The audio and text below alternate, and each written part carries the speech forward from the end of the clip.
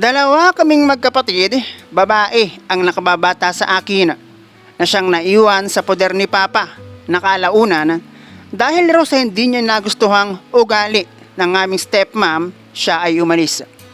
Ako naman, simulat sa pulong maghiwalay sina Mama at Papa, ay talagang kay Mama na ako sumama dahil bilang lalaki ay hindi ko nagustuhan ang ginawang iyon ni Papa na mas piliin ang kanyang sekretary na ngayon nga ay aming stepmother.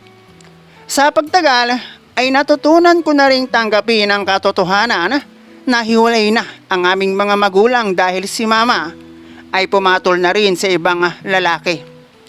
Ako naman, dahil nga tanggap ko ng ganoon ang family namin, pinili ko na lang na manirahan sa ipinagawang bahay ni Papa na dahilan ng tuluyang hiwalayan ng aming magulang. Total kako, sama-sama kaming nangarap para sa bahay na iyon na hindi ko naman inaasahang makakasundo ko ang aking stepmother. Nagkaroon ako ng dalawang kapatid sa ama, pero dahil may edad na si Papa at ang kanyang ikalawang asawa ay kasing idaran ko lamang, may mga bagay si Papa na hindi na niya kayang gawin, samantalang ako yakang-yaka pa. Nabola ko si stepmom na tinatawag ko ring tita, at sa office kung saan ay ginagawa ko ang quotation para sa mga incoming project ay walang alinlangan kong nilamutak.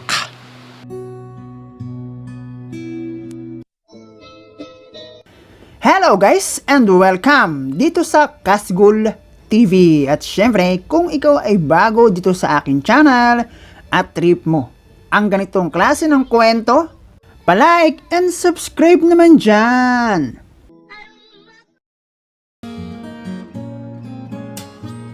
Elementary pa lamang kami ng kapatid ko nang pumutok ang negosyong kapwa inumpisahan ng aming magulang.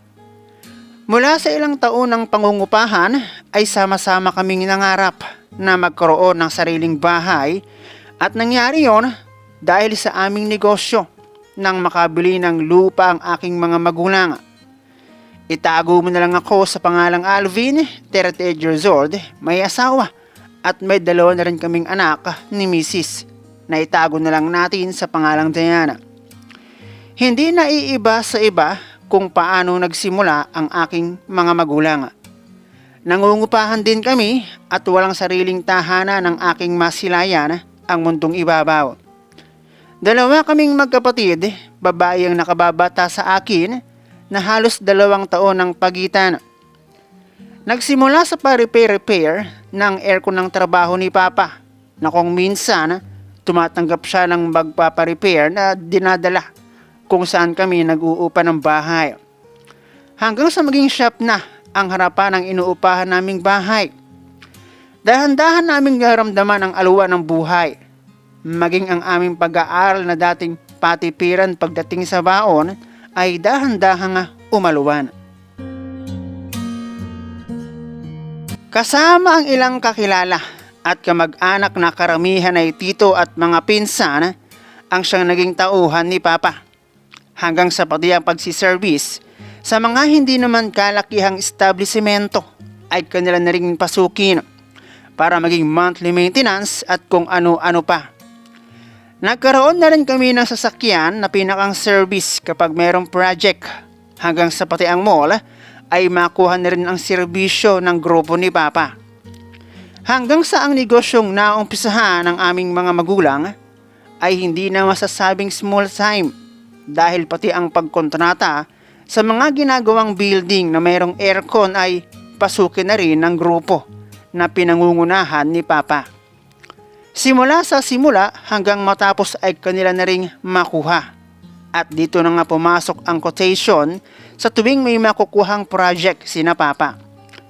Sa patuloy na paglaki ng aming family business ay hindi lang 2 pang sasakyan ang naipundar ng aking mga magulang, hanggang sa pati isang bakanting lupa makabili sila, kung saan nagsama-sama kaming mangarap na magkaroon ng sariling tahanan.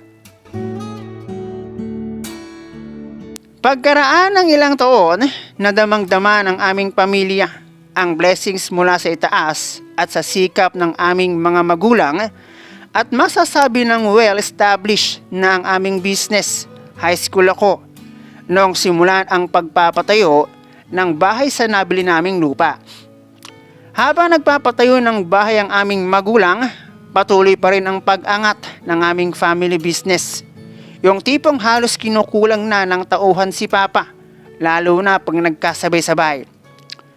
Doon na kumuha ng sekretary si Papa na isang college student na special pang pinagawa ng office sa ginagawang bahay namin. Dahil may kalayuan ang ipinagagawa naming bahay sa aming bahay na aming inuupahan, madalang or as in, talagang halos hindi na doon nakakabisita si Mama, which is kabaligtaran noong wala pang sekretary si Papa. Doon na nagsimulang magkaroon ng hindi pagkakasundo sa pagitan ni Papa at Mama, lalo na noong halos abuti na ng buwan ang kung minsan sa pag-uwi si Papa. Kahit meron naman siyang sasakyan. Hanggang sa tuluyan ng nasira ang aming pamilya, yung tipong away na kapag umuwi si Papa sa inuupahan naming bahay. Kinuha ni Papa ang bunso kong kapatid at ang bunso ko ring kapatid ang nagbalita sa amin na buntis na pala ang sekretary ni Papa at hindi pala sila nakatira sa ginagawang bahay kundi ikinuha ni Papa ng ibang bahay kung saan ay kasama ng bunso kong kapatid. Ako naman ay nanatili sa tabi ni Mama dahil hindi ako sang-ayon sa naging diskarte ni Papa na patusin ang kanyang sekretary.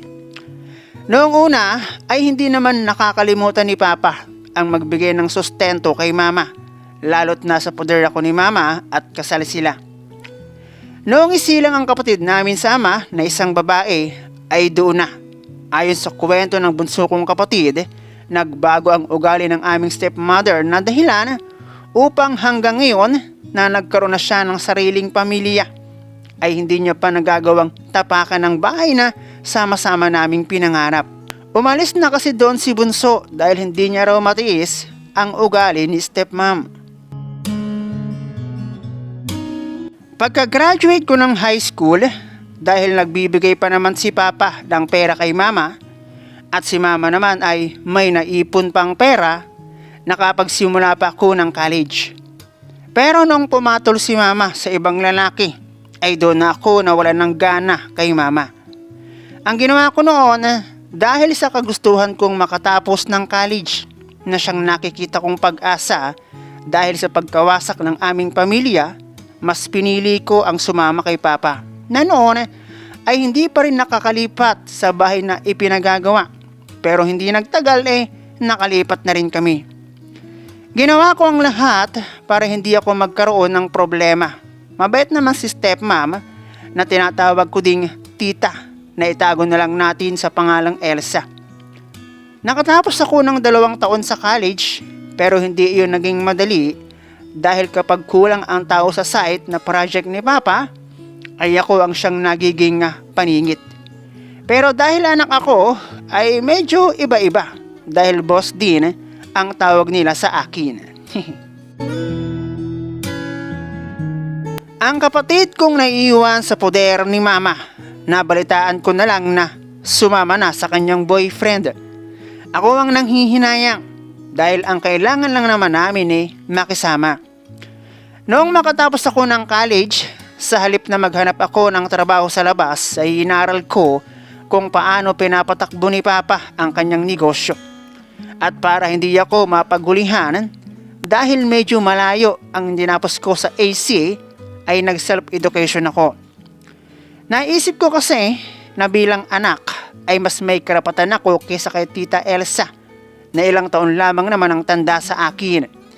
Noong kunin kasi siya ni Papa bilang sekretary ay high school na ako.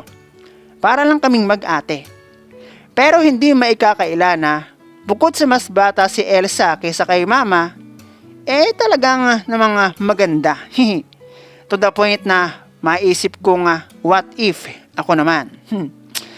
Na hindi ko naman nakalaing makakasundo ko dahil madalas kami yung magkasama sa office lalo na kapag wala si Papa at nasa site visit. Basta, ibang naging bonding namin. Lalo't hindi naman kami literal na magkaano-ano. Nung medyo gamay ko na ang business at kita kong ipinagkakatiwala na rin sa akin ni Papa, ako na mismo ang gumawa ng paraan para hindi ako mapunta ng site. Mas lamang kasi ako ng trabaho kaysa kay Elsa dahil mayroon na silang anak ni Papa. Yun nga lang ay isa ako sa kanilang pinapasahod. Tawag, pag-i-issue ng gamit, checking at kung ano-ano pa. Hanggang sa matuto akong gumawa ng quotation na ipinapasa ko kay Papa for approval. Marami akong natutunan sa aking pagtagal sa business na kapwa sinimula ng aming magulang. Lalo na noong matuto akong magmaneho dahil kami na ni Papa ang magkasama kapag mayroong bidding kaming pupuntahan. Naging maayos din ang bonding naming mag-ama at isa na rin ang mag-set visit sa aking naging trabaho. Bukod sa nakabili ako ng sarili kong motor, kahit meron naman sa garahe at mahilig sa motor si Papa, ay gusto ko ang sarili. Nanghihinayang ako sa kapatid ko dahil ako bilang anak ni Papa ay hindi naman nawala ang aking karapatan. At noong ma-fully furnished ang parte ng bahay kung saan nandun si Papa, Elsa at anak nila, ay yung sarili ko namang kwarto ang ipinagawa ni Papa. Hindi naman sa pagyayabang, malaki ang bahay. 4 na palapag lang naman. Ang totoo niyan, meron kaming lugar para sa mga stay-in naming empleyado. Wala akong bisyo na kabaliktaran kay Papa. Walang sigarilyo pero kung makainom naman ay walang bukas. Yung tipong aakyat na lang ng hagdan dahil sa kalasingan ay hindi na makaya. Sa paglaki ng negosyo namin, syempre, dumami ang aming kaibigan. At kapag mayroong okasyon sa bahay, ay hindi lang basta-bastang tao ang aming mga bisita. Kadalasan may mga mataas na posisyon sa trabaho. Habang ako'y umiidad, syempre si Papa ganun din. At sa patuloy na pagpapalit ng taon, may mga bagay na nahihirapan ang gawin si Papa. Na sa akin naman basic lang. Hindi ko alam kung karma ba ang tumama kay Papa. Hindi naman naapektuhan ng negosyo dahil maaga ko yung natutunan. Pero si Papa noong pagtungtong ko ng 30s, kung saan ay meron akong asawa at isang anak, nagiging masasakitin na si Papa. Yung tipong dahil malaking tao si Papa ay nagkakandatuwad na ng pag-aalaga si Elsa. Huwag kayong mag-alala, si Dea na aking asawa ay hindi ko naging sekretary. At ayun, dahil meron na rin akong sariling pamilya, mismong si Papa na ang nagbigay sa akin ng ikalawang palapag ng bahay. Buti na lang at hindi pride ang aking pinairal.